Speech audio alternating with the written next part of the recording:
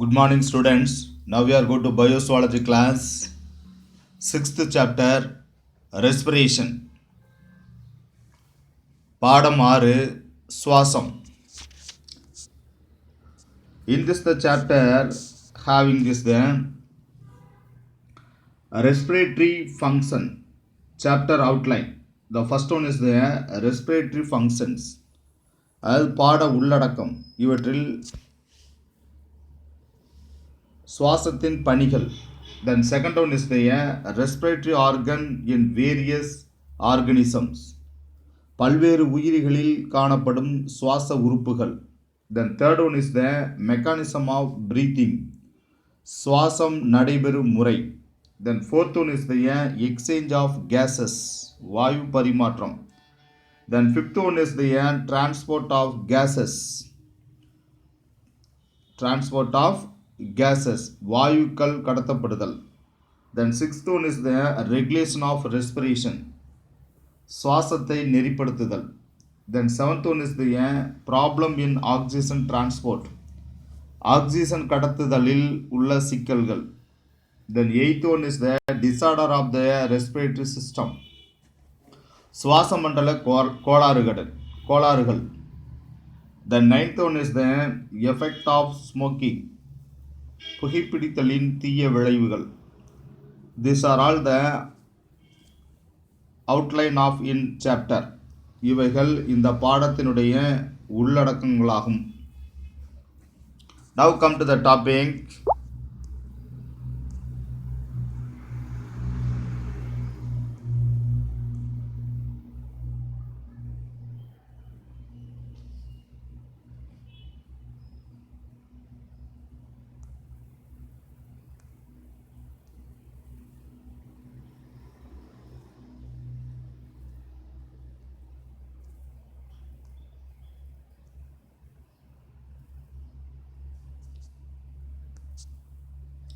What is meant by respiration? The respiration means the term respiration refers to the exchange of oxygen and carbon dioxide between environment and the cells of our the body, where organic nutrients are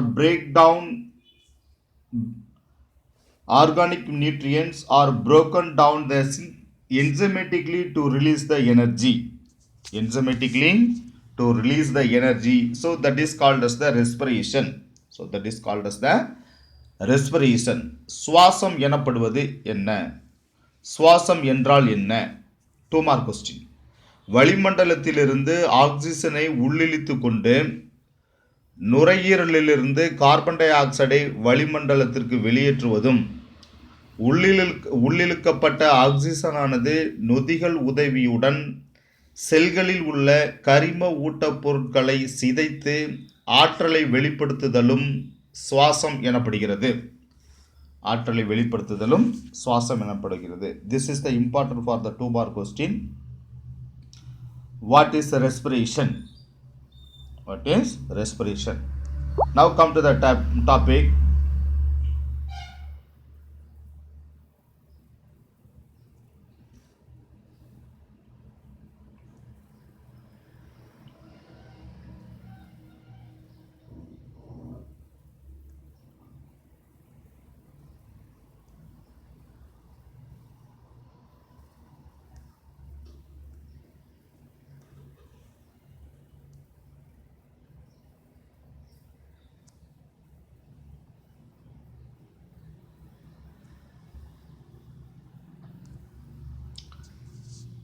We inhaled and exhaled air.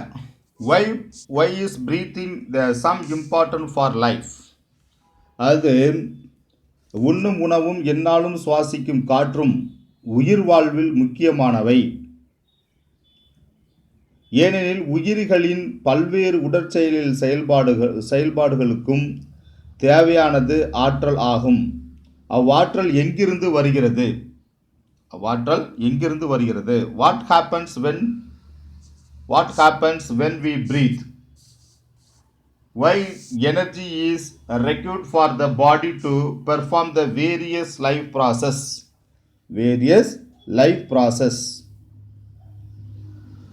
அவ்வாறு ஆற்றல் எங்கிருந்து வருகிறது? நாம் சுவாசிக்கும் போதும் பின்னரும் நடைபெறுவது என்ன?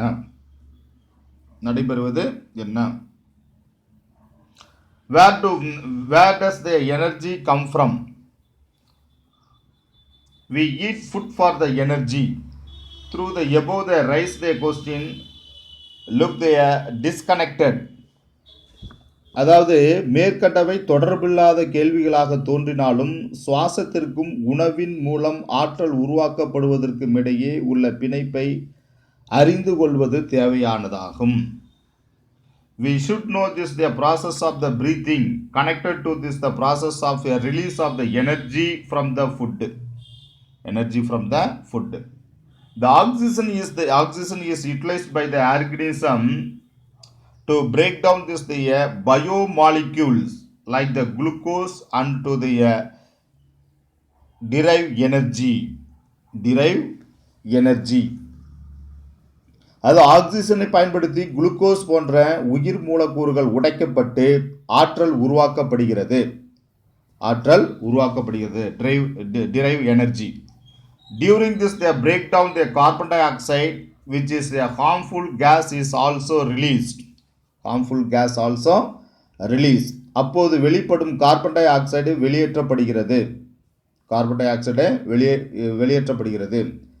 It is very obvious that the oxygen has to provide to cells the continuously and the carbon dioxide to be released immediately by the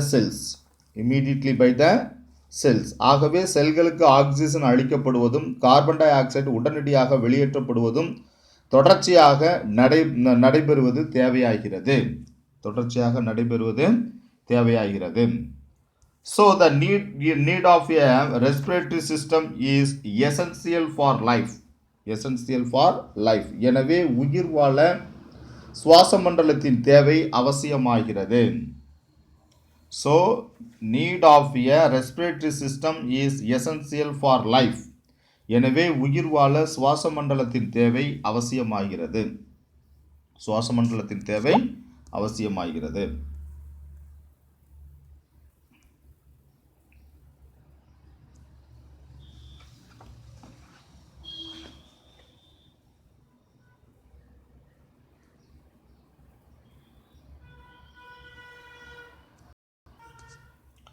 We have discussed in the previous chapter how food provides the energy for the growth and repair the tissues. முந்தைய பாடங்களில் வளர்ச்சிக்கும் திசு புதுப்பித்தலுக்கும் தேவையான ஆற்றலை உணவு எவ்வாறு தருகிறது என்பதை விளக்கப்பட்டது. As they mentioned earlier, along with the food, oxygen is necessary for the breakdown for the glucose to energy. எனவே குறிப்பிட்டவாறு குளுக்கோஸிலிருந்து ஆற்றலை பெற ஆக்சிஜன் அவசியம். எனவே இந்த பாடத்தில் மனித சுவாச மண்டல உறுப்புகள்.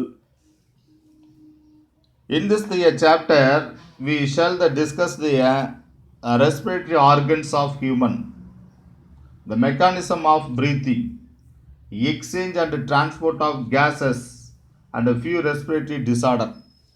So these are all discussed in this chapter. எனவே இந்த பாடத்தில் மனித சுவாச மண்டல உறுப்புகள், ரெஸ்பிரேட்டரி ஆர்கன்ஸ் ஆஃப் ஹியூமன், மூச்சு விடுதல்,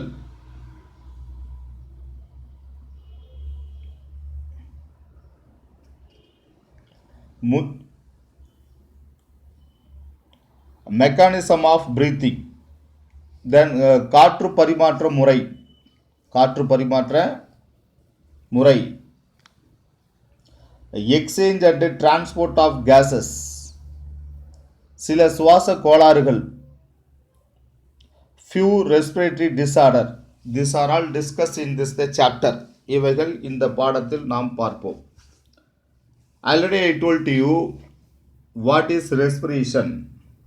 The term refer to this the exchange of oxygen and carbon dioxide between the environment and the cells of our body, where organic nutrients are broken down enzymatically to release the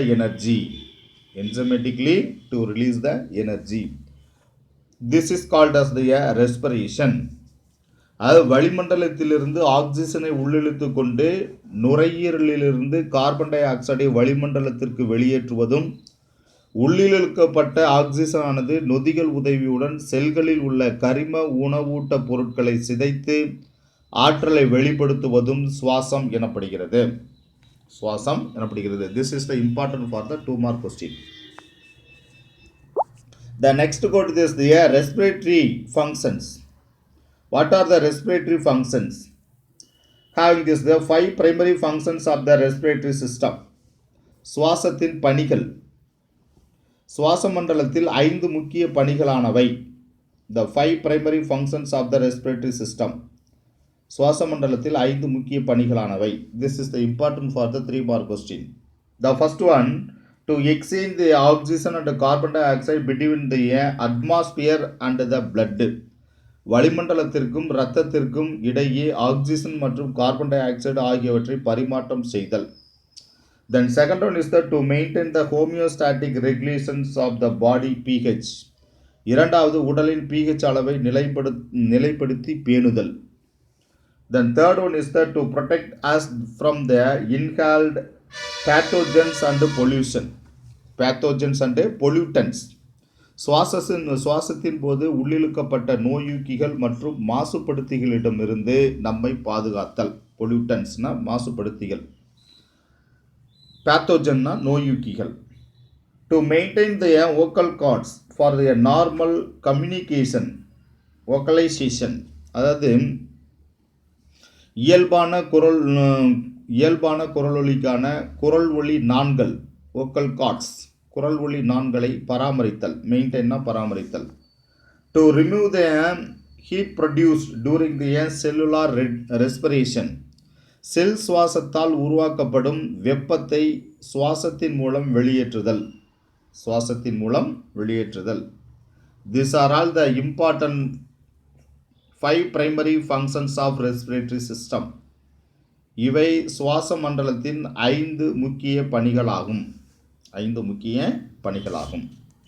The next we can go to this respiratory organ in various organisms. Respiratory organs in various organism. பல்வேறு உயிரிகளில் காணப்படும் சுவாச உறுப்புகள். பல்வேறு உயிரிகளில் காணப்படும் சுவாச உறுப்புகள். The different animals have the different organs for the exchange of gases depending upon their habitat and level of organization. விலங்குகள் தாம் வாழும் முறைக்கும் வாழும் சூழலுக்கேற்ப வாயு பரிமாற்றத்திற்கான சுவாச உறுப்புகளை பல வகைகளாக பெற்றுள்ளன. Among the amount of dissolved oxygen is the very low in water compared to this the amount of oxygen in the air.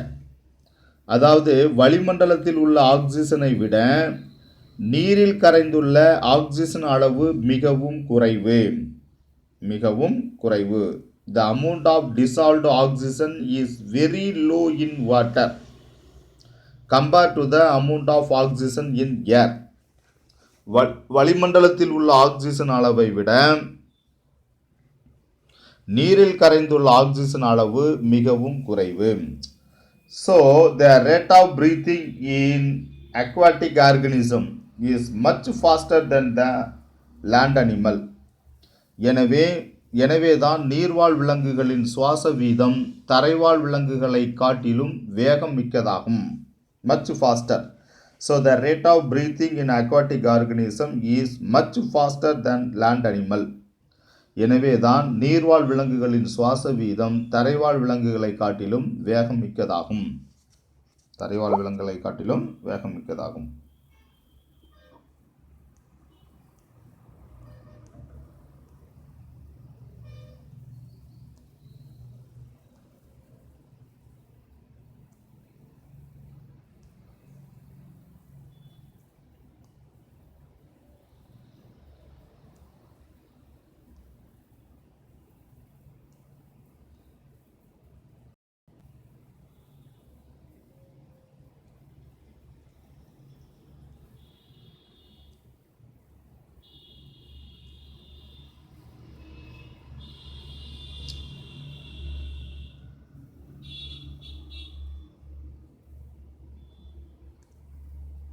In animals like the sponge, coelenterate, and the flatworms, exchange the gas take place through the body surface by simple diffusion. Simple diffusion. எனவே எளிய உடல் அமைப்புடைய கடற்பஞ்சிகள், sponge கடற்பஞ்சிகள், குழியுடலைகள், சீலன்ட்ரேட் மற்றும் தட்டை புழுக்கள், பிளாட்வார்ம்ஸ் போன்றவற்றின் வாயு பரிமாற்றம் உடல் பரப்பின் வழியாக எளிய விரவல் முறையில் நடைபெறுகிறது. சிம்பிள் டிஃப்யூஷன், எளிய விரவல் முறையில் சுவாசம் நடைபெறுகிறது. Then the earthworm are used there, the moist skin. Earthworms use their moist skin. மண்புழுக்கள் ஈரப்பதமுடைய தோலின் மூலமாக சுவாசம் நடைபெறுகிறது. The earthworm use the moist skin with the help of the respiration. Whereas the insects have their tracheal tubes used for the respiration. அதே போன்று பூச்சிகள் மூச்சுக்குழல்களின் மூலம் சுவாசிக்கின்றன. Then the gills are used the respiratory organs in most of the aquatic arthropods and mollusks. Most of the aquatic arthropods and mollusks. அதே போன்று நீர்வாழ் கணுக்காலிகள் மற்றும் மெல்லுடலிகள். நீர்வாழ் கணுக்காலிகள்னா aquatic arthropods and மெல்லுடலிகள் மற்றும் மெல்லுடலிகள் mollusk and mollusk. மெல்லுடலிகளில் செவுள்கள் சுவாச உறுப்புகளாகின்றன. சுவாச உறுப்புகள். அந்த gills are used as the respiratory organ in most of the aquatic arthropods and mollusks. Aquatic arthropods and mollusks. நீர்வாழ் கணுக்காலிகள் மற்றும் மெல்லுடலிகளில் செவுள்கள் சுவாச உறுப்புகளாகின்றன. Then among the vertebrates, the fishes use the gills. அதே போன்று முதுகெலும்பிகளான மீன்களில் செவுள்கள் சுவாசித்தலுக்கு பயன்படுகின்றன. Whereas the amphibian, reptiles, birds and mammals have well vascularized lungs. அதே போன்று இருவாழ்விகள், ஊர்வன, பரப்பன மற்றும் பாலூட்டிகளில் இரத்த குழல்கள் நிரம்பிய நுரையீரல்களும் சுவாச உறுப்புகளாக செயல்படுகின்றன. வாஸ்குலரைஸ்டு லங்ஸ்னா இரத்த குழல்கள் நிரம்பிய நுரையீரல்களும் சுவாச உறுப்புகளாக செயல்படுகின்றன. The frogs spend the most of their time in water and also use their moist skin for the respiration along with the lungs and buccopharynx. Along with the lungs and buccopharynx. அதே போன்று தவளைகள் நுரையீரல், வாய்க்குழி மற்றும் அவற்றின் ஈரமான தோலையும் சுவாசத்திற்கு பயன்படுத்தப்படுகின்றன. The frog spend the most of the time in the water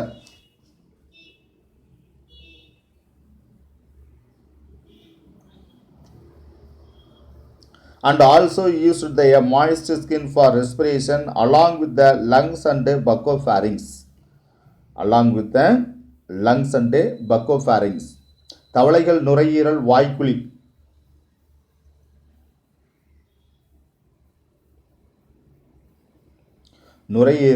வாய்க்குழி மற்றும் அவற்றின் ஈரமான தோல். The frog spend the most of the time in the water, also use their moist skin for the respiration. Along with the lungs, நுரையீரல், லங்ஸ்னா நுரையீரல், and buccopharynx, வாய்த்தொண்டை பகுதிகள் மூலமாக, வாய்க்குழியின் மூலமாக சுவாசம் நடைபெறுகிறது தவளையில். With the help of this, the respiration for the frog. The next go to this, the human respiratory system. மனித சுவாச மண்டலம். The human respiratory system is started from the external nostrils and finally is entered to the alveoli. Finally is finished in the alveoli. Respiratory system is the starter from the external nostril to inside of the lungs having this the alveoli or the air sacs. These are all this the parts of this the respiratory system. What are the organs of this the human respiratory system? The human respiratory system is the include the consists of the several organs. The first have this the external nostrils, nasal cavity, pharynx, larynx, trachea, bronchi, bronchioles, lungs, and finally having the contain the alveoli. These are all the organs or the parts of the human respiratory system. Human respiratory system. மனித சுவாச மண்டலம்.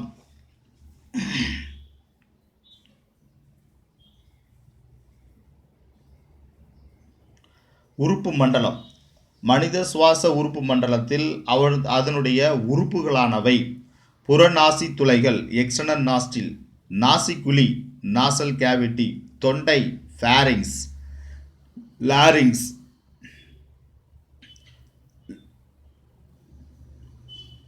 Larynx குரல்வளை, trachea மூச்சுக்குழல், bronchi மூச்சு கிளைக்குழல்கள், bronchioles மூச்சுக்கிளை நுண்குழல்கள், and lungs நுரையீரல் which contain the alveoli, நுரையீரலில் உள்ள காற்றுப்பைகள், காற்று நுண்ணறைகள் ஆகியவை மனிதனுடைய சுவாச மண்டலத்தில் காணப்படுகின்ற உறுப்புகளாகும். These are all the organs of the human respiratory system. The parts the starting from this the external nostrils up to this the terminal bronchioles constitute the conducting zones.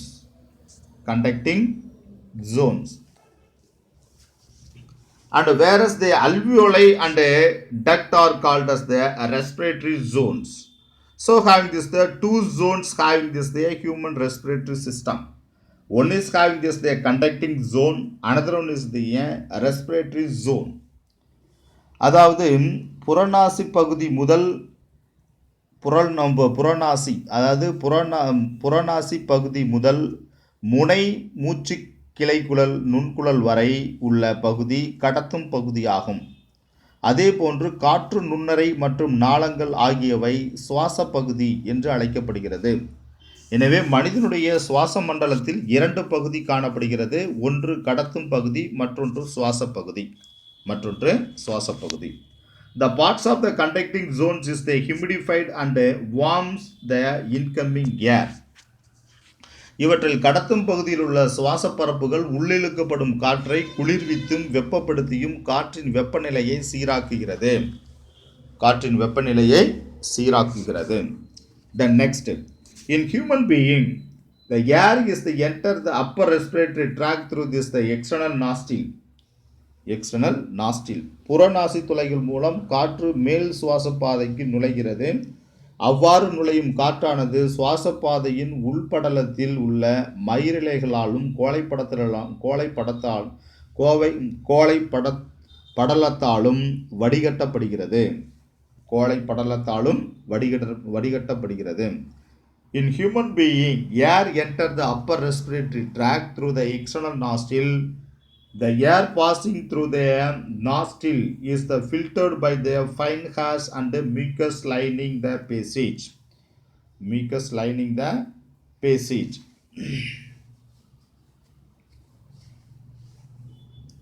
புறநாசி துளைகள் மூலம் காற்று மேல் சுவாசப்பாதைக்குள் நுழைகிறது. அவ்வாறு நுழையும் காற்றானது சுவாசப்பாதையின் உள் படலத்தில் உள்ள மயிரிழைகளாலும் கோழைப்படலத்தாலும் வடிகட்டப்படுகிறது. Then the external nostril lead to the nasal chamber which open to the nasopharynx. அதாவது வெளிநாசி துவாரங்கள் நாசியறையின் வழியாக நாசி தொண்டை பகுதியில், நாசோஃபாரிங்ஸ்னா நாசி தொண்டை பகுதியில் திறக்கிறது. Then which open through this the glottis of the larynx region.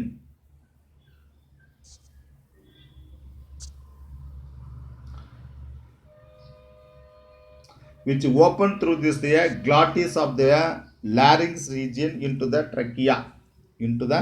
trachea.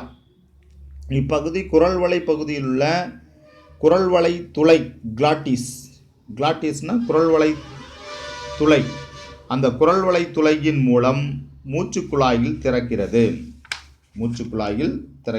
ட்ரக்கியானா மூச்சுக்குழாயில் திறக்கிறது. The ciliated epithelial cells lining the trachea. The மூச்சுக்குழல், மூச்சுக்கிளைக்குழல் மற்றும் மூச்சுக்கிளை நுண்குழல்களில் சுவர்களில் குறுகிழை எபித்தீலியல் செல்கள் கோழைப்பொருள்களை சுரக்கின்றன.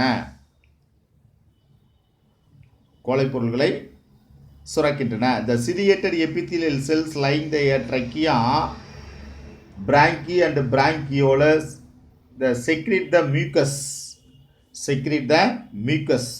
Ciliated epithelial cells lining the trachea, bronchi and bronchioles secrete the mucus. அதாவது மூச்சுக்குழல், மூச்சுக்கிளைக்குழல் மற்றும் மூச்சுக்கிளை நுண்குழல் சுவர்களில் உள்ள குறுகிழை epithelial செல்கள் கோழைப்பொருட்களை சுரக்கின்றன. The mucous membrane lining the airway contains the goblet cells which secrete the mucus. அதாவது சுவாச பாதையில் கோழைப்படலில் உள்ள கோப்பை செல்கள் காப்லெட் செல்ஸ், கோப்பை செல்கள் அதிக கிளைகோ புரதங்களை கொண்ட வழுவழுப்பான கோழையை சுரக்கின்றன. The mucous membrane lining the airway contains the goblet cells which secrete the mucus. The slimy materials rich in the glycoprotein. இவற்றில் கிளைகோ புரதங்கள் காணப்படுகின்றன. சுவாச பாதையின் கோழைப்படலத்தில் உள்ள கோப்பை செல்கள் கோப்பை செல்கள் அதிக கிளைகோ புரதங்களை கொண்ட வழுவழுப்பான கோழையை சுரக்கின்றன. The microorganism and dust particle attached in the mucus film and carried the upward to pass down the. மேலும் இவை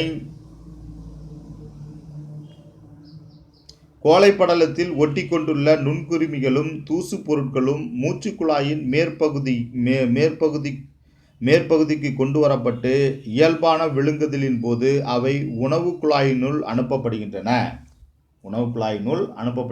The microorganism and dust particles attached to the mucus film and are carried upward to pass down the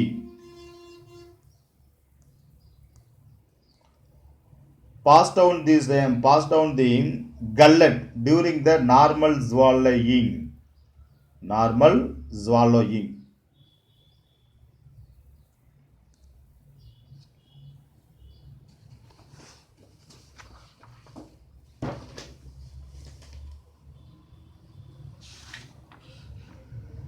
The microorganism and dust particles attached in the mucus film and are carried upward to pass down to the gullet during the normal swallowing.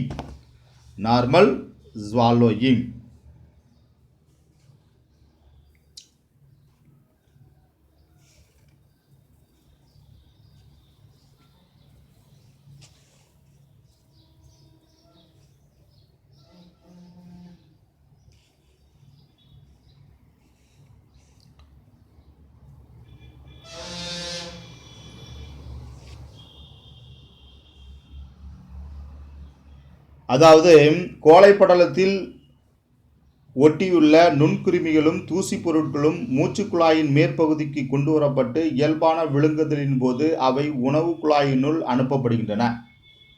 gullet during the normal swallowing, உணவு குழாயினுள் அனுப்பப்படுகின்றன இயல்பான விழுங்குதலின் மூலம். Normal swallowingனா இயல்பான விழுங்குதலின் மூலம் அவை உணவு குழாயினுள் அனுப்பப்படுகின்றன. Then during the swallowing, the thin elastic flap called epiglottis prevent the food from the entering into the larynx and avoids the sucking of the food. மேலும் மெல்லிய மீள்தன்மையுடைய குரல்வளை மூடியானது உணவு விழுங்கப்படும் போது உணவு துகள்கள் குரல் வளையினுள் சென்று அடைத்து விடாமல் தடுக்கிறது. Avoid choking for food.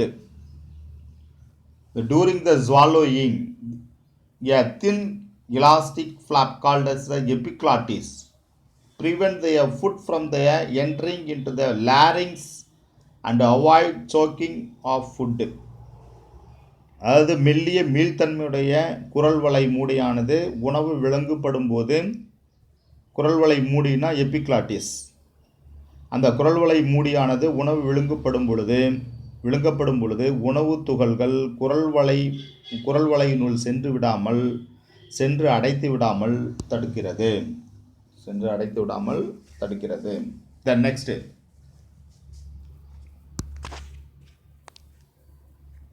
the next one is the trachea. Now come to this. Before that, now come to the diagram. This is the respiratory system of the human.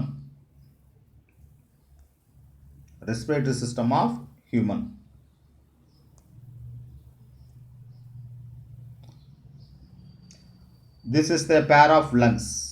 Now the chest regions, அதாவது நுரையீரல்கள், ஒரு ஜோடி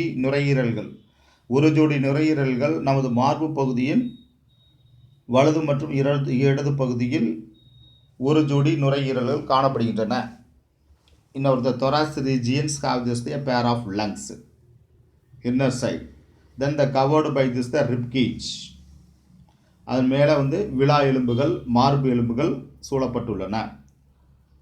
Between two lungs have the heart. இரண்டு நுரையீரலுக்கு இடையே இதயம் காணப்படுகிறது.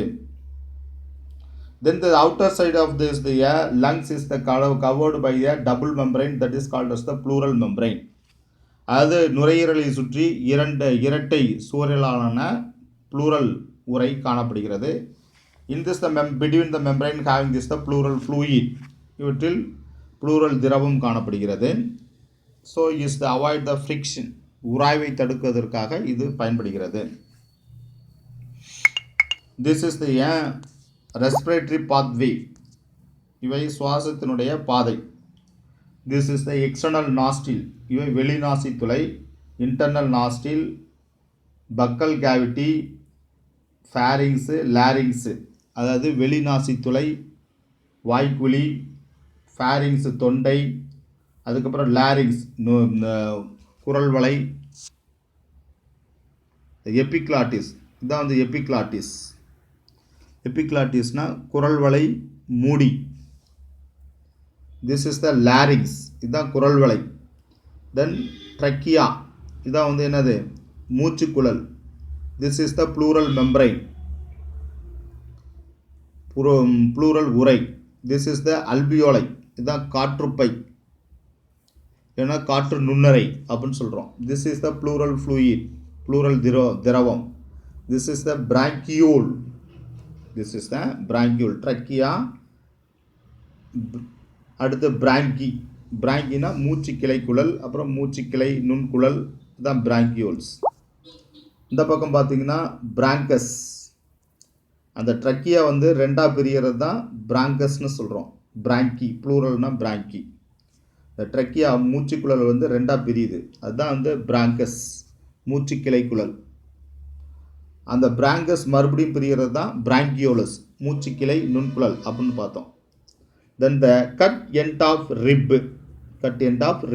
விலா எலும்பு வெட்டிய பகுதி. This is the lung, right lung, left lung, வலது நுரையீரல், இடது நுரையீரல். This is the diaphragm, the posterior region having this the diaphragm, அதாவது உதரவிதானம் அப்படிங்கிறது. This is the structure of human respiratory system. இவை மனித சுவாச மண்டலத்தினுடைய அமைப்பு ஆகும். மனித சுவாச மண்டலத்தின் அமைப்பு.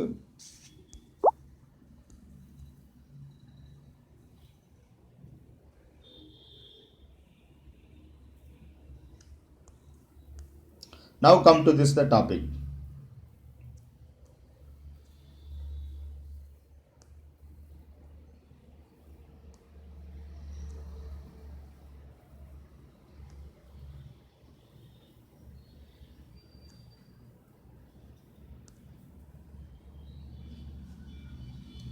The trachea is the semi-flexible tube, the support by the multiple cartilaginous ring, which extend up to this the mid-thoracic cavity and at the level of fifth thoracic vertebrae. அதாவது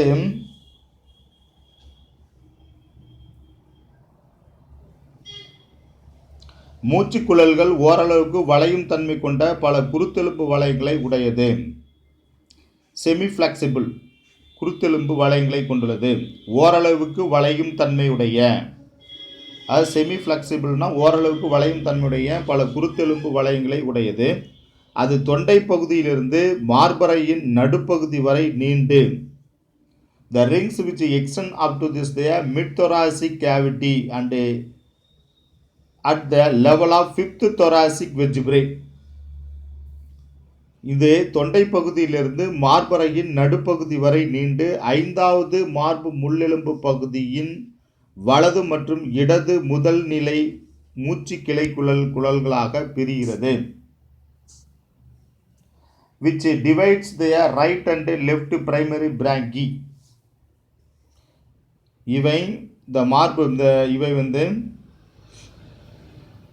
தொண்டை பகுதியிலிருந்து மார்பறையின் நடுப்பகுதி வரை நீண்டு ஐந்தாவது மார்பு முள்ளெலும்பு பகுதியில் வலது மற்றும் இடது முதல் நிலை மூச்சுக்கிளை குழல்களாக பிரிந்து வலது மற்றும் இடது நுரையீரல்களுக்குள் நுழைகிறது. Divide in the right and left primary branchiae. The one branches to the each lungs. The one branches வலது மற்றும் the vertebrae were the divide into this the right and left primary branchiae. One branches to each lungs. வலது மற்றும் இடது முதல்நிலை மூச்சுக்கிளை குழல்களாக பிரிந்து வலது மற்றும் இடது நுரையீரலுக்குள் நுழைகிறது. Then within the lungs or the branchiae divide repeatedly into secondary and tertiary branchiae, further divided into this the terminal branchioles and respiratory branchioles. மேலும் இவை நுரையீரலுக்குள் முதல் நிலை மூச்சுக்கிளை குழல்கள் பலமுறை பிரிவடைந்து இரண்டாம் நிலை மற்றும் மூன்றாம் நிலை மூச்சு கிளைக்குழல்களாகின்றன. Within the lungs, the branchiae divide repeatedly into secondary and tertiary branchiae and further divide into terminal branchioles and respiratory branchioles. இவை இரண்டாம் நிலை மற்றும் மூன்றாம் நிலை மூச்சு கிளைக்குழல்களாகின்றன. மூன்றாம் நிலை மூச்சு கிளைக்குழல்கள் மீண்டும் பிரிந்து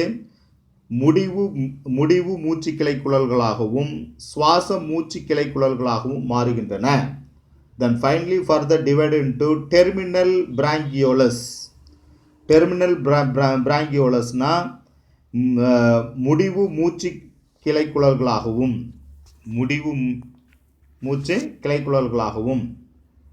and respiratory branchioles சுவாச மூச்சு கிளைக்குழல்களாகவும் மாறுகின்றன.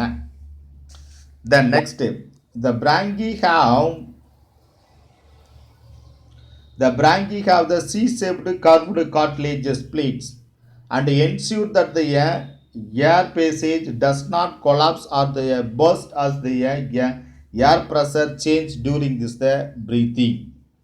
அதாவது மூச்சுக்குழலில் சுவரில் குருத்தெலும்பாலான சி வடிவ குருத்தெலும்பு வளையங்கள் அமைந்துள்ளன. What is the importance of the C-shaped curved cartilages? In this, the C-shaped curved cartilages ensure the air passage does not collapse or the burst or the air pressure changing during the breathing. இந்த C வடிவ குருத்தெலும்பானது குருத்தெலும்பு வளையங்களை சுவாசத்தின் போது ஏற்படும் அழுத்த மாறுபாடுகளால் குழல் வெடித்து விடாமலும் காற்று செல்லும் போது சிதைந்து விடாமலும் மூச்சுக்குழலை பாதுகாக்கிறது.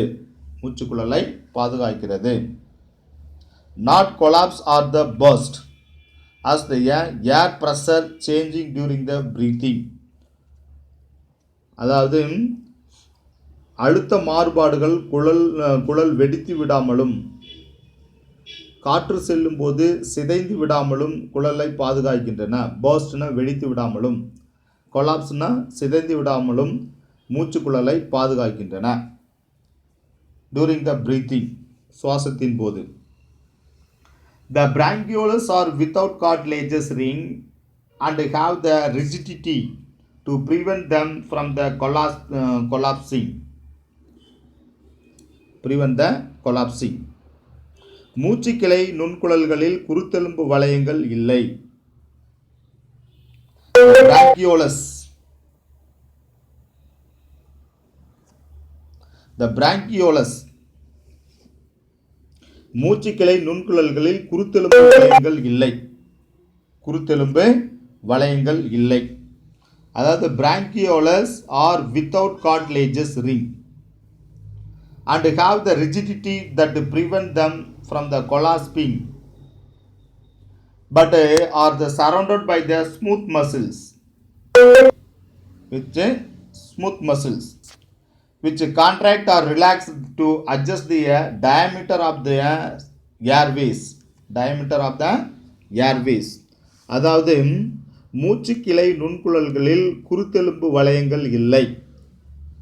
அந்த நுண்குழல்களில் கடினத்தன்மை அவற்றை சிதைவடையாமல் பாதுகாக்கிறது. ரிஜிடிட்டினா கடினத்தன்மை. இந்த rigidity to that prevent them from the collapsing. அதாவது இந்த நுண்குழல்களில் கடினத்தன்மை அவற்றை சிதைவடையாமல் பாதுகாக்கிறது.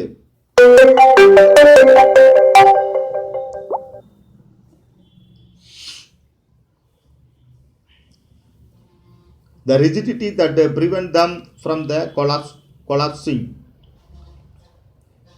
but are surrounded by their smooth muscles which contract or relax to adjust the diameter of this wave.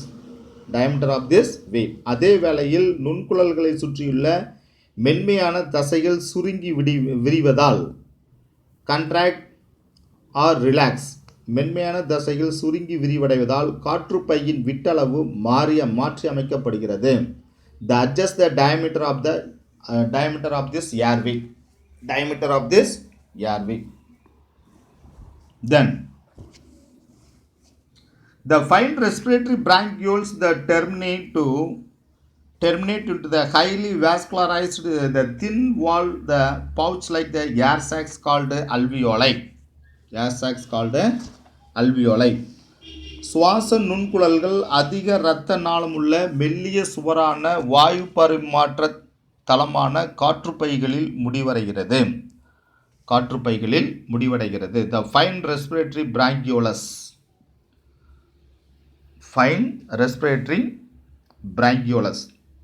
That terminate into highly vascularized அதிக இரத்த நாளமுடைய சுவாச நுண்குழல்கள் அதிக இரத்த நாளமுள்ள மெல்லிய சுவராலான வாயு பரிமாற்ற தளமான காற்றுப்பைகளில் முடிவடைகிறது. The fine respiratory bronchioles terminate into highly vascularized அதிக இரத்த நாளமுள்ள the thin wall pouch மெல்லிய சுவராலான like the air sacs வாயு பரிமாற்ற தளம் காற்றுப்பைகள் air sacs called alveoli.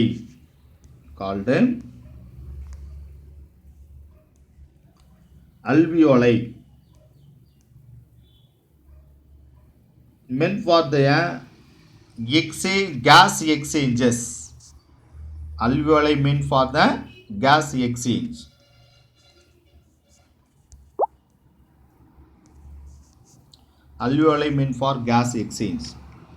அதாவது சுவாச நுண்குழல்கள் அதிக இரத்த நாளமுள்ள மெல்லிய சுவராலான வாயு பரிமாற்ற தளமான காற்றுப்பைகளில் முடிவடைகின்றன. இவை வாயு பரிமாற்றத்திற்கு பயன்படுகிறது.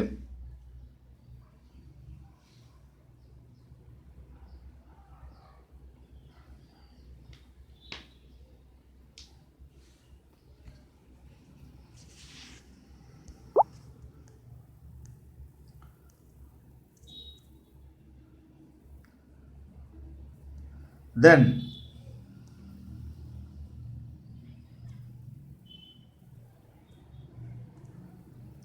the diffusion membrane of the alveolus is made up of three layers. The thin squamous epithelial cells of the alveoli. அதாவது காற்றுப்பைகளில் உள்ள வாயு விரவலுக்கான சவ்வு 3 அடுக்குகளால் ஆனது. The diffusion, the membrane of alveolus is made up of 3 layers. காற்றுப்பைகளில் உள்ள வாயு விரவலுக்கு diffusionனா வாயு விரவல். காற்றுப்பைகளில் உள்ள வாயு விரவலுக்கு சவ்வு 3 அடுக்குகளால் ஆனது. The first one is the thin squamous epithelial cells of the alveoli. இவற்றில் காற்றுப்பைகளில் உள்ள மெல்லிய தட்டை எபித்தீலிய செல்கள் thin squamous epithelial cells மெல்லிய தட்டை எபித்தீலியல் செல்கள். The endothelium of the alveolar capillaries. The endothelium of the alveolar capillaries. காற்றுப்பையில் இரத்த நுண்ணாளங்களின் எண்டோதீலியல் செல்கள். And the basement substance found in this between them. இதற்கு இடையில் between the two membranes having this basement substance found in between them. இவற்றுக்கு இடையில் இரண்டுக்கும் இடையில் உள்ள அடிப்படை பொருட்கள் பேஸ்மெண்ட் சப்ஸ்டன்ஸ் அடிப்படை பொருட்கள் ஆகியவை காணப்படுகின்றன. So having this three membranes of the alveolus. One is having this thin squamous epithelial cell. Another one is the endothelium alveolar capillaries. In between having this basement substance found between them. அதாவது ஒன்று இவற்றில் தட்டை epithelial செல்கள் மெல்லிய தட்டை epithelial செல்கள். அதற்கடுத்து காற்றுப்பையின் இரத்த நுண்ணாளங்களின் எண்டோதீலியல் செல்கள். இவற்றுக்கு இரண்டுக்கும் இடையே உள்ள அடிப்படை பொருட்கள் ஆகியவைகள் ஆகும். Then the first one is the thin squamous epithelial cells called as the alveoli. The thin squamous epithelial cells of the alveoli, the composed of the type 1 and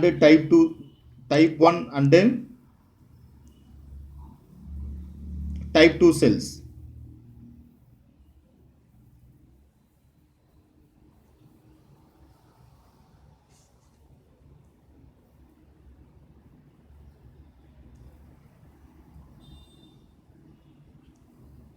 The thin squamous epithelial cells of the alveoli are the composed of the type 1 and type 2 cells. இவற்றில் காற்றுப்பையின் மெல்லிய தட்டை epithelial செல் வகை 1 மற்றும் வகை 2 என்ற செல்களை கொண்டுள்ளன. The first one is the type 1 cells are very thin so that the gas can diffuse rapidly through this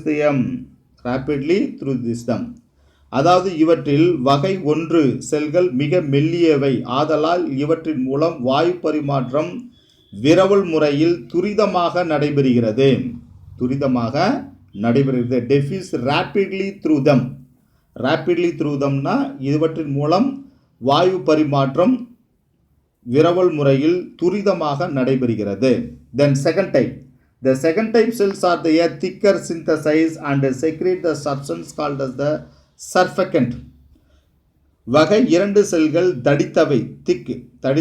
இவை மேற்பரப்பிகள்னா சர்ஃபகண்ட் என்னும் வேதிப்பொருட்களை உற்பத்தி செய்து சுரக்கின்றன. The synthesis they secrete the substance, chemical substance called as the surfactant. மேற்பரப்பிகள் எனப்படுகின்றன. So the secrete this chemical substance வேதிய பொருட்களை உற்பத்தி செய்து சுரக்கின்றன. The next ones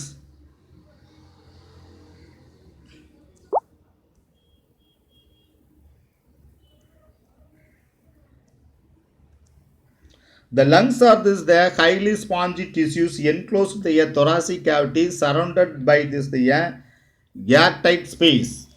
சுவாச உறுப்புகளாகிய நுரையீரல்கள் பஞ்சு போன்ற மிருதுவான திசு அமைப்பாகவும் காற்றுப்புக இயலாத மார்பறையில் இரு நுரையீரல்கள் வைக்கப்பட்டுள்ளன. மார்பறையில் வைக்கப்பட்டுள்ளன.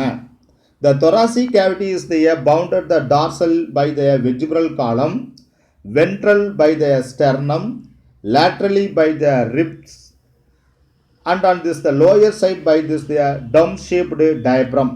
Dome-shaped diaphragm.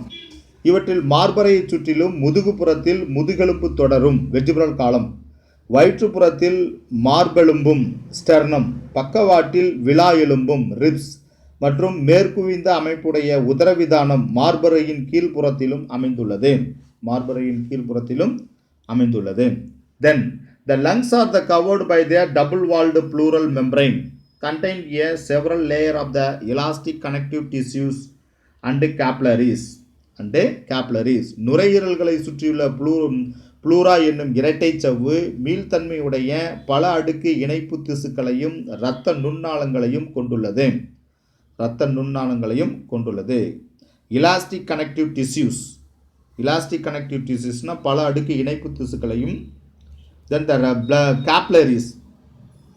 கேப்லரிஸ்னா இரத்த நுண்ணாளங்களையும் கொண்டு காணப்படுகிறது. which enclose the pleural fluid. The pleural fluid reduce the friction when the lungs they expand and contract. அது ப்ளூரல் படலங்களுக்கிடையே ப்ளூரல் திரவம் நிறைந்துள்ளது. நுரையீரல்கள் சுருங்கி விரியும் போது உராய்வை குறைக்க இந்த திரவம் பயன்படுகிறது. Avoid the friction, reduce the friction when the lungs expand and contract. அது நுரையீரல்கள் சுருங்கி விரியும் பொழுது உராய்வினை குறைக்க இந்த திரவம் உதவுகிறது. Now come to this the diagram.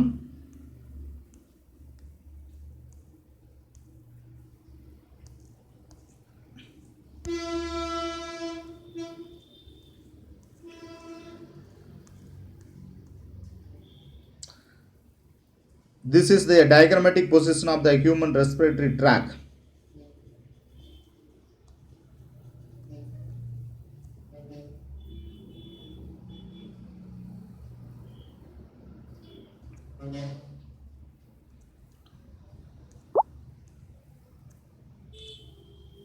This is the trachea. Trachea na மூச்சுக்குழல். Cartilage ring, குருத்தெலும்பு வளையங்கள். Cartilaginous plates, குருத்தெலும்பு தட்டுகள். அடுத்து பார்த்தீங்கன்னா லெஃப்ட் பிரைமரி பிராங்கஸ், இடது முதல்நிலை மூச்சு கிளைக்குழல். ரூட் ஆஃப் லங்,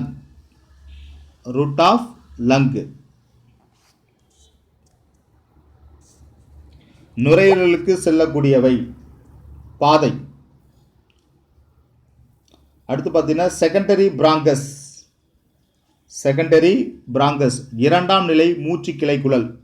ட்ரெசரி பிராங்கி, மூன்றாம் நிலை மூச்சு கிளைக்குழல். ஸ்மாலர் பிராங்கி, சிறிய மூச்சு கிளைக்குழல்.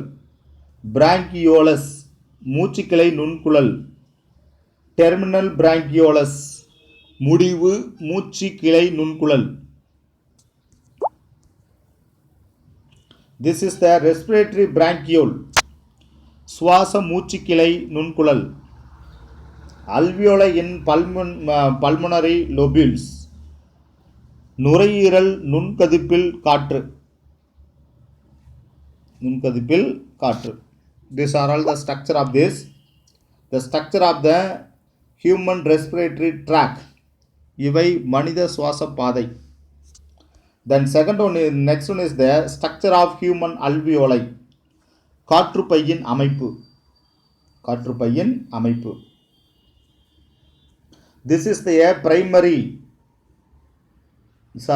the pulmonary artery branch, the deoxygenated blood, carry the deoxygenated blood. நுரையீரல் தமனியின் கிளை, ஆக்சிஜனற்ற இரத்தம். This is the bronchiole, மூச்சு கிளைக்குழல். This is the pulmonary vein branch. நுரையீரல் சிரை கிளை. It's carried the oxygenated blood. Oxygenated blood. Oxygen கொண்ட திரவம் செல்கிறது. This is the alveolus. காற்று நுண்ணறை. This is the alveolus. காற்று நுண்ணறை. This is the capillary surrounding by the alveoli. காற்று சிற்றறையை சுற்றியுள்ள இரத்த நுண்ணாளங்கள். காற்று நுண்ணறையை சுற்றியுள்ள இரத்த நுண்ணாளங்கள். These are all the structure of the alveoli. Diagrammatic position of structure of alveoli. இவை காற்றுப்பையினுடைய இந்த படம் காற்றுப்பையினுடைய அமைப்பை விளக்குகிறது. Explanation of the diagrammatic position of structure of alveoli. The next we can go to this.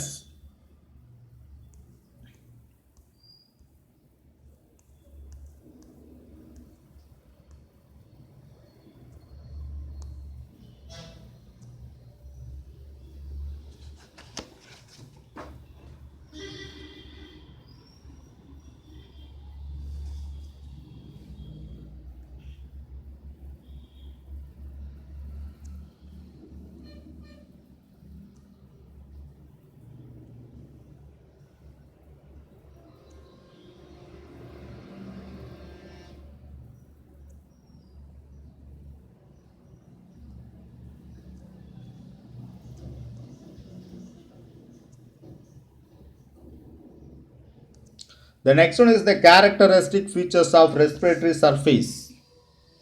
Characteristic features of respiratory surface. சுவாச பரப்பின் பண்புகள். சுவாச பரப்பின் பண்புகள். This is the important for the 3 mark questions. The first one, the surface area must be very large and richly supplied within the blood vessels. அதிக பரப்பளவையும் அதிக இரத்த நுண்ணாளங்களையும் பெற்றிருக்க வேண்டும். should be the extremely thin and kept moist. ஈரத்தன்மையுடன் மிக மெல்லிய சுவருடையதாக இருத்தல் வேண்டும். The third one is should be the direct contact with the environment. புறச்சூழலோடு நேரடி தொடர்பு கொண்டிருக்க வேண்டும். should be permeable to respiratory gases. சுவாசத்தின் போது காற்று எளிதாக ஊடுருவக்கூடியதாக இருக்க வேண்டும். These are all the characteristic features of the respiratory surface. Respiratory surface. சுவாச பரப்பின் பண்புகள் ஆகும். The next one is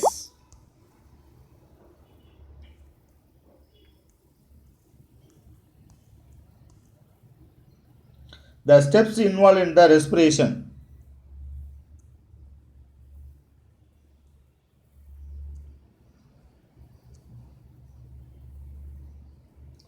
Steps involved in the respiration.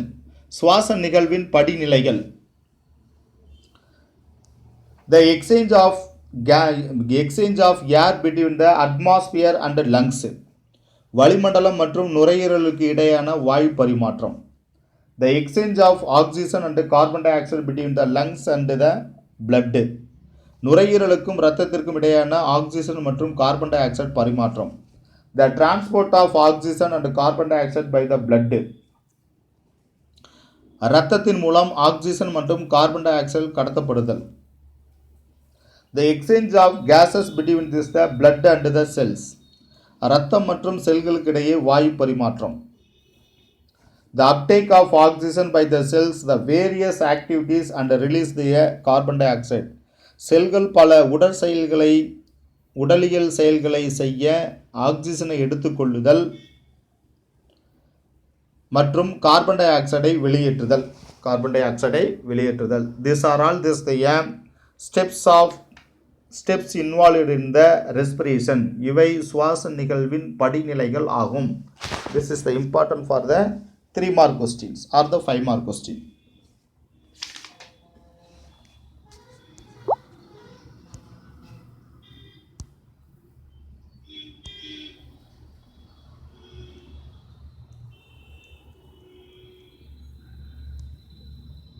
The next one is the surfactant.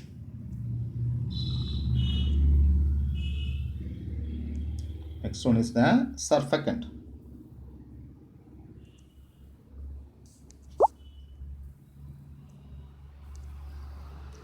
சர்ஃபெகண்ட் மேற்பரப்பிகள். The surfactant are the thin non-cellular films made up of protein and phospholipids covering the alveolar membrane. மேற்பரப்பிகள் என்பது சர்ஃபெகண்ட். மேற்பரப்பிகள் என்பது காற்று நுண்பையின் மேற்புறத்தில் காணப்படும் மெல்லிய செல்களற்ற புரதம் மற்றும் பாஸ்போலிப்பிடுகளாலான படலமாகும். The surfactant the lower surface tension in the alveoli and prevent the lungs from the collapsing.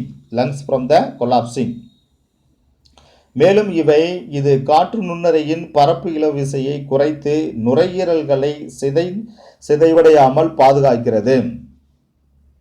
நுரையீரலை prevents the lungs from the collapsing. நுரையீரல்களை சிதைவடையாமல் பாதுகாக்கிறது. It also prevents the pulmonary edema. மேலும் நுரையீரல் வீக்கத்தை தடுத்து சுவாசத்தை எளிதாக்குகிறது. pulmonary edema நுரையீரல் வீக்கம். It also prevents the pulmonary edema. The premature babies have the low level of the surfactant in the alveoli may develop the newborn baby respiratory distress syndrome. மேலும் குறைப்பிரசவத்தில் பிறக்கும் குழந்தைகளின் காற்றுப்பைகளில் குறைவான அளவே மேற்பரப்பிகள் உருவாக்கப்படுவதால் அக்குழந்தைகளுக்கு மூச்சுத்திணறல் நோய் குறியீடு. The premature babyனா குறைப்பிரசவம். Premature babies have the low level of the surfactant in the alveoli. அதாவது குறைப்பிரசவத்தில் பிறக்கும் குழந்தைகளின் காற்றுப்பையில் குறைவான அளவே மேற்பரப்பிகள் உருவாக்கப்பட்டுள்ளதால் அக்குழந்தைகளுக்கு சிசு மூச்சுத்திணறல் நோய் குறியீடு என்ற நோய் தோன்றுகிறது. So it's the newborn respiratory distress syndrome, NRDS. Newborn respiratory distress syndrome. சிசு மூச்சுத்திணறல் நோய் குறியீடு ஏற்படுகிறது. Because the synthesis of the surfactant being only after the 20th week of gestation. 25th week of gestation. ஏன் இந்த நோய் தோன்றுகிறது என்றில் what is the reasons of this disease? Newborn respiratory distress syndrome, because synthesis of the surfactant being only after 25th week of gestation. ஏன் இந்த நோய் ஏற்படுகிறது என்றால் கர்ப்பகாலத்தின் 25வது வாரத்தில் தான் காற்றுப்பை மேற்பரப்பிகள் உருவாகின்றன. So the premature babies have low level of surfactant. அதனால் குறைப்பிரசவத்தில் பிறக்கும் குழந்தைகளில் காற்றுப்பைகளில் குறைவான அளவே மேற்பரப்பிகள் உருவாக்கப்படுகிறது. So it's come to the disease is known as the newborn respiratory distress syndrome, NRDS. அதனால் இந்த குழந்தைகளுக்கு சிசு மூச்சுத்திணறல் நோய் குறியீடு தோன்றுகிறது. This is the important for this. Now come to the Tamil medium students.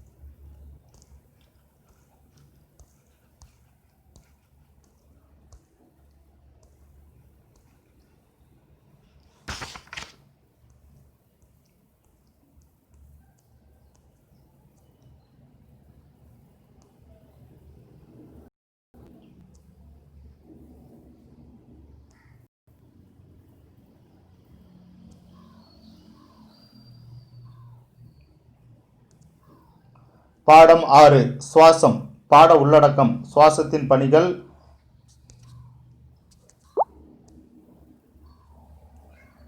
பல்வேறு உயிர்களில் சுவாச உறுப்புகள், சுவாசம் நடைபெறும் முறை, வாயு பரிமாற்றம், வாயுக்கள் கடத்தப்படுதல், சுவாசத்தை நெறிப்படுத்துதல், ஆக்சிஜன் கடத்துதலில் உள்ள சிக்கல்கள், சுவாச மண்டல கோளாறுகள், புகைப்பிடித்தலின் தீய விளைவுகள் ஆகியவை இந்த பாடத்தினுடைய உள்ளடக்கமாகும். சுவாசம் என்றால் என்ன?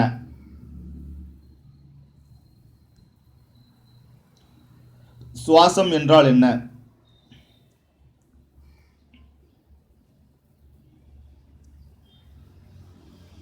வளிமண்டலத்திலிருந்து ஆக்சிஜனை உள்ளிழுத்துக் கொண்டு நுரையீரலிலிருந்து கார்பன் டை ஆக்சைடு வளிமண்டலத்திற்கு வெளியேற்றுவதும், உள்ளிழுக்கப்பட்ட ஆக்சிஜனானது நொதிகள் உதவியுடன் செல்களில் உள்ள கரிம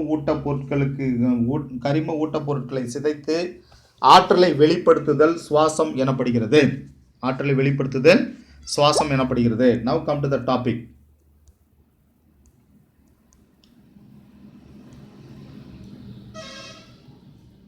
உணவு உண்ணும் உணவும் எந்நாளும் சுவாசிக்கும் காற்றும் உயிர் வாழ்வில் முக்கியமானவை. ஏனெனில் உயிர்கள் பல்வேறு செயல்பாடுகளும் தேவையானது ஆற்றலாகும். அவ்வாற்றல் எங்கிருந்து வருகிறது? நாம் சுவாசிக்கும் போதும் பின்னரும் நடைபெறுவது என்ன? மேற்கண்டவை தொடர்பில்லாத கேள்விகளாக தோன்றினாலும் சுவாசத்திற்கும் உணவின் மூலம் ஆற்றல் உருவாக்கப்படுவதற்கும் இடையே உள்ள பிணைப்பை அறிந்து கொள்வது தேவையாகும். ஆக்சிஜனை பயன்படுத்தி குளுக்கோஸ் போன்ற உயிர் மூலக்கூறுகள் உடைக்கப்பட்டு ஆற்றல் உருவாக்கப்படுகிறது. அப்போது வெளிப்படும் கார்பன் டை ஆக்சைடு வெளியேற்றப்படுகிறது. அதுவே செல்களுக்கு ஆக்சிஜன் அளிக்கப்படுவதுடன் கார்பன் டை ஆக்சைடு உடனடியாக வெளியேற்றப்படுவதும் தொடர்ச்சியாக நடைபெறுவது தேவையாகிறது. எனவே உயிர் வாழ சுவாச மண்டலத்தின் தேவை அவசியமாகிறது.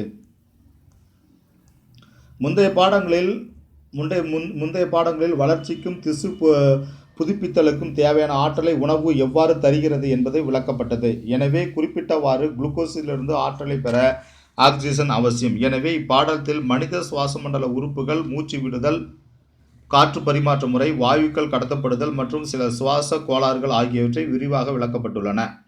வளிமண்டலத்திலிருந்து ஆக்சிஜனை உள்ளிழுத்துக் கொண்டு நுரையீரலிருந்து கார்பன் டை ஆக்சைடை வளிமண்டலத்திற்கு வெளியேற்றப்படுவதும், உள்ளிழுக்கப்பட்ட ஆக்சிஜனானது நொதிகள் உதவியுடன் செல்களில் உள்ள கரிம உணவூட்ட பொருட்களை சிதைத்து ஆற்றலை வெளிப்படுத்துதல் சுவாசம் எனப்படுகிறது. இது நம்ம ஏற்கனவே பார்த்துருக்கோம். தென் சுவாசத்தின் பணிகள். சுவாச மண்டலத்தின் 5 முக்கிய பணிகள். வளிமண்டலத்திற்கும் இரத்தத்திற்கும் இடையே ஆக்சிஜன் மற்றும் கார்பன் டை ஆக்சைடு ஆகிய பரிமாற்றம் செய்தல், உடலில் pH அளவை நிலைப்படுத்தி பேணுதல், சுவாச மண்டலத்தின் போது உட்சுவாசத்தின் போது உள்ளிழுக்கப்பட்ட நோயூக்கிகள் மற்றும் மாசுபடுத்திகளிலிருந்து நம்மை பாதுகாத்தல், இயல்பான குரல் ஒலி நாண்களை பராமரித்தல், செல் சுவாசத்தால் உருவாக்கப்படும் வெப்பத்தை சுவாசத்தின் மூலம் வெளியேற்றுதல், பல்வேறு உயிரிகளில் காணப்படும் சுவாச உறுப்புகள். விலங்குகள் தாம் வாழும் முறைக்கும் வாழும் சூழலுக்கேற்ப வாயு பரிமாற்றத்துக்கான சுவாச உறுப்புகளை பல வகைகளாக பெற்றுள்ளன. வளிமண்டலத்தில் உள்ள ஆக்சிஜனை விட நீரில் கரைந்துள்ள ஆக்சிஜன் அளவு மிகவும் குறைவு. எனவேதான் நீர்வாழ் விலங்குகளின் சுவாச வீதம்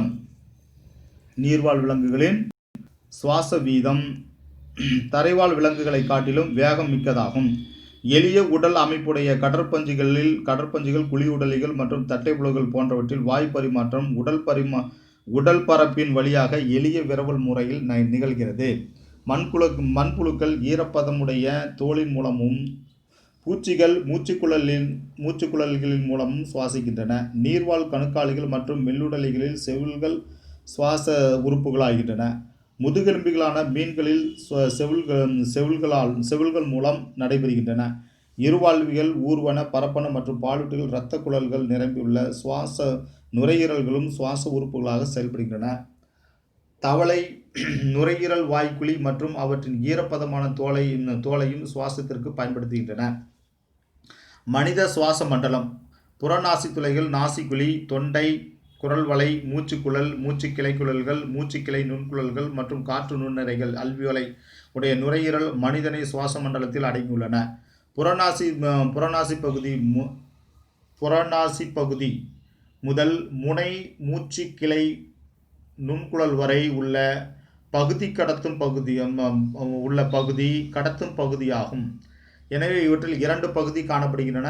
ஒன்று கடத்து பகுதி, மற்றொன்று சுவாச பகுதி. ஒன்று கடத்து பகுதி, மற்றொன்று சுவாச பகுதி என 2 பகுதிகள் காணப்படுகின்றன. ஒன்று கடத்து பகுதி, மற்றொன்று சுவாச பகுதி. கடத்து பகுதி என்பது புறநாசி பகுதி முதல் முனை மூச்சுக்கிளை நுண்குழல் வரை உள்ள பகுதி கடத்தும் பகுதியாகும். அடுத்து காற்று நுண்ணறை மற்றும் நாளங்கள் ஆகியவை சுவாச பகுதி என்று 2 பகுதி காணப்படுகிறது. 2 பகுதி சுவாச மண்டலத்தில் 2 பகுதி காணப்படுகிறது. கடத்தும் பகுதியில் உள்ள சுவாச பரப்புகள் உள்ளிழுக்கப்படும் காற்றை குளிர்வித்தும் வெப்பப்படுத்தியும் காற்றின் வெப்பநிலையை சீராக்குகிறது.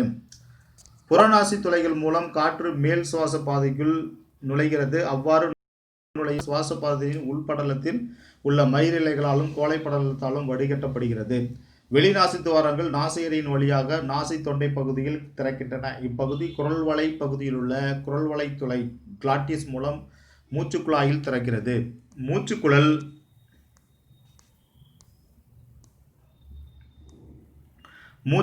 மூச்சுக்கிளைக்குழல் மற்றும் மூச்சுக்கிளை நுண்குழல் சுவரில் உள்ள குறுகிய எபித்தீலியல் செல்கள் கோழை பொருளை சுரக்கின்றன. சுவாச பாதையின் கோழை படலத்திலுள்ள கோப்பை செல்கள் காப்லெட் செல்ஸ் அதிக கிளைக்கோ புரதங்களை கொண்ட வலுவழுப்பான கோளை சுரக்கின்றன. கோழை படலத்தில் ஒட்டியுள்ள நுண்கிருமிகளும் தூசி பொருட்களும் மூச்சு குழாயினுடைய மேற்பகுதி கொண்டு வரப்பட்டு இயல்பான விழுங்குதலின் போது அவை உணவு குழாயினுள் அனுப்பப்படுகின்றன. மெல்லிய மீள்தன்மையுள்ள குரல்வளை மூடியானது உணவு விழுங்கப்படும் பொழுது உணவு துகள்கள் குரல்வளையினுள் சென்று அடைத்து விடாமல் தடுக்கிறது.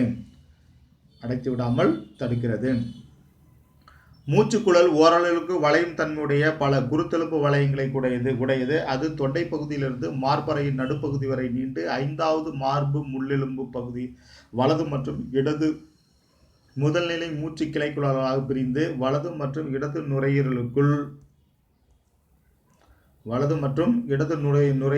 நுழைகிறது. நுரையீரலுக்குள் முதல்நிலை மூச்சு கிளைக்குழல் பலமுறை பிரிவடைந்து 2ஆம் நிலை மற்றும் 3ஆம் நிலை மூச்சு கிளைக்குழல் ஆகின்றன. 3ஆம் நிலை மூச்சு கிளைக்குழல்கள் மீண்டும் பிரிந்து முடிவு மூச்சு கிளைக்குழல்களாகவும் சுவாச மூச்சு கிளைக்குழல்களாகவும் மாறுகின்றன.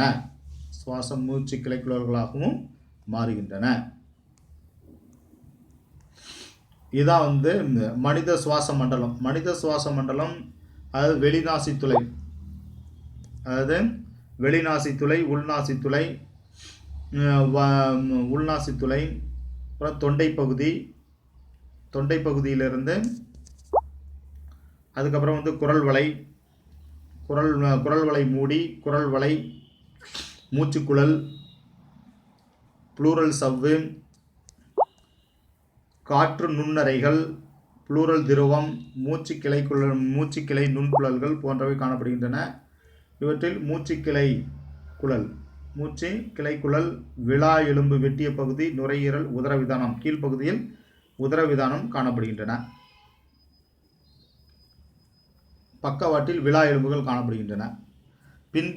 முதுகுப்புறத்தில் முதுகெலும்பு தொடர், முன்புறத்தில் மார்பறை காணப்படுகின்றன. இது மனித சுவாச மண்டலத்தினுடைய அமைப்பு ஆகும்.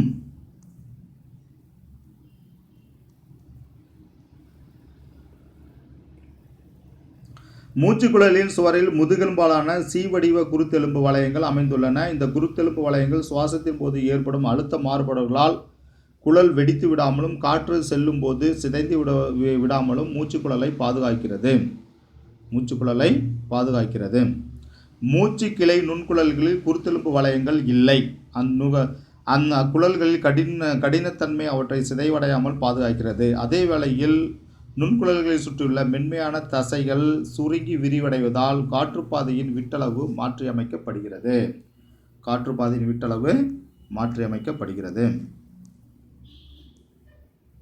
சுவாச நுண்குழல்கள் அதிக இரத்த நாளமுள்ள மெல்லிய சுவராலான வாயு பரிமாற்ற தளமான காற்றுப்பைகளில் முடிவடைகிறது. காற்றுப்பைகளில் உள்ள வாயு விரவலுக்கான சவ்வு 3 அடுக்குகளால் ஆனது. முதல் அடுக்கு காற்றுப்பையில் உள்ள மெல்லிய தட்டை எபித்தீலியல் செல்கள், இது முதல் அடுக்கு. அடுத்து காற்றுப்பையில் உள்ள இரத்த நுண்ணாளங்களில் எண்டோத்தீலியல் செல்கள், இவை உள்ளடுக்கு. இவற்றுக்கு இடையே இவை இரண்டிற்கும் இடையே உள்ள அடிப்படை பொருட்கள் பேஸ்மெண்ட் சப்ஸ்டன்ஸ் ஆகியவை காணப்படுகின்றன.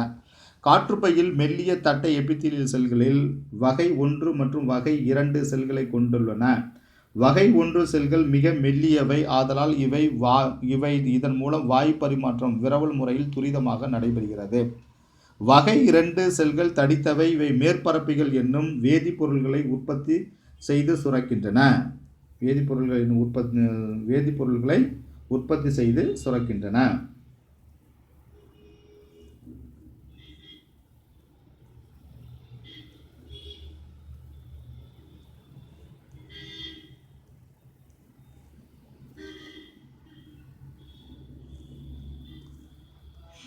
சுவாச உறுப்புகளாகிய நுரையீரல்கள் பஞ்சு போன்ற மிருதுவான அமைப்பாகும். காற்று புக இயலாத மார்பறையில் இரு நுரையீரல்கள் வைக்கப்பட்டுள்ளன.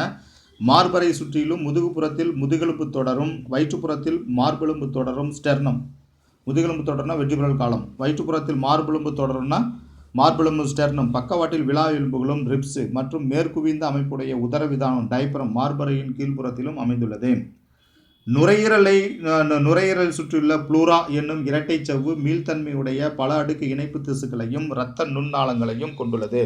புளூரல் படலங்களுக்கிடையே புளூரல் திரவம் புளூரல் ஃப்ளூயிட் நிறைந்துள்ளது. நுரையீரலில் சுருங்கி விரியும் போது உராய்வினை குறைக்க இந்த திரவம் உதவுகிறது. Now come to the diagram. இது மனித சுவாச பாதை. இதுதான் நுரையீரலிருந்து மனித சுவாச மூச்சுக்குழல், குருத்தெலும்பு வளையங்கள், குருத்தெலும்பு தட்டுகள், இடது முதல் நிலை மூச்சு கிளைக்குழல், இரண்டாம் நிலை மூச்சு கிளைக்குழல், மூன்றாம் நிலை மூச்சு கிளைக்குழல், இது சிறிய மூச்சு கிளைக்குழல், மூச்சுக்கிளை நுண்குழல், முடிவு மூச்சுக்கிளை நுண்குழல், சுவாச மூச்சுக்கிளை நுண்குழல், நுரையீரல் நுண்கதிப்பில் காற்று. இது மனித சுவாச பாதை எனப்படுகிறது. இது பார்த்தீங்கன்னா காற்றுப்பைகளின் அமைப்பு அது அல்வியோலை. இது நுரையீரல் தமனியின் கிளை ஆக்சிஜன் அற்ற இரத்தம் செலுத்தப்படுதல். இது மூச்சுக்கிளைக்குழல். இது நுரையீரல் சிரை கிளை ஆக்சிஜன் கொண்ட இரத்தம். இவற்றில் ஆக்சிஜன் கொண்ட இரத்தம் இருக்கு, இதில் ஆக்சிஜன் அற்ற இரத்தம் இருக்கு செல்கிறது. இது காற்று நுண்ணறை அதாவது அல்வியோலை. இது காற்று சிற்றறை சுற்றியுள்ள இரத்த நுண்ணாளங்கள். இவை காற்றுப்பையின் அமைப்பு ஆகும். காற்றுப்பையினுடைய அமைப்பு ஆகும்.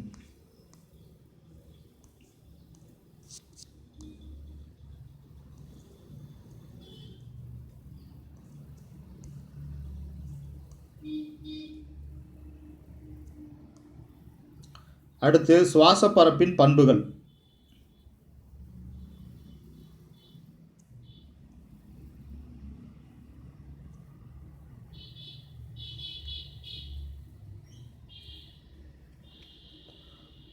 சுவாச பரப்பின் பண்புகள் அதிக பரப்பளவையும் அதிக இரத்த நுண்ணாளங்களையும் பெற்றிருக்க வேண்டும். ஈரத்தன்மையுடன் மிக மெல்லிய சுவருடையதாக இருக்க வேண்டும். அடுத்து புறச்சூழலோடு நேரடி தொடர்பு கொண்டிருத்தல் வேண்டும். சுவாசத்தின் போது காற்று எளிதாக ஊடுருவக்கூடியதாக இருக்க வேண்டும். இவைகள் சுவாச பரப்பின் பண்புகளாகும். அடுத்து பார்த்தீங்கன்னா சுவாச நிகழ்வின் படிநிலைகள். வளிமண்டலம் மற்றும் நுரையீரலுக்கு இடையே வாயு பரிமாற்றம். இரண்டாவது, நுரையீரலுக்கும் இரத்தத்திற்கும் இடையே ஆக்சிஜன் மற்றும் கார்பன் டை ஆக்சைடு பரிமாற்றம். இரத்தத்தின் மூலம் ஆக்சிஜன் மற்றும் கார்பன் டை ஆக்சைடு கடத்தப்படுதல். இரத்தம் மற்றும் செல்களுக்கிடையே வாயு பரிமாற்றம். செல்கள் பல உடற்செயலியல் செல்களை செய்ய ஆக்சிஜனை எடுத்துக்கொள்ளுதல், கார்பன் டை ஆக்சைடை வெளியேற்றுதல். இவை சுவாச நிகழ்வின் படிநிலைகள் ஆகும். அடுத்து பார்த்தீங்கன்னா மேற்பரப்பிகள் சர்ஃபெகண்ட்.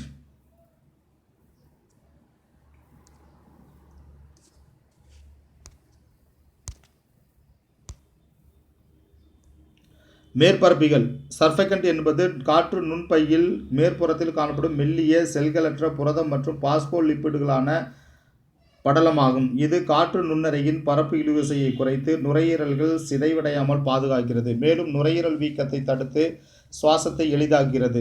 குறைப்பிரசவத்தில் பிறக்கும் குழந்தைகளின் காற்றுப்பைகளில் குறைவான அளவே மேற்பரப்பிகள் உருவாக்கப்படுவதால் அக்குழந்தைகளுக்கு சிசு மூச்சு திணறல் நோய் குறியீடு நியூபார்ன் ரெஸ்பிரேட்டரி டிஸ்ட்ரஸ் சிண்ட்ரோம் ஏற்படுகிறது. ஏனெனில் கர்ப்ப காலத்தில் 25வது வாரத்தில் தான் காற்றுப்பை மேற்பரப்பிகள் உருவாக்கப்படுகின்றன. இதனால்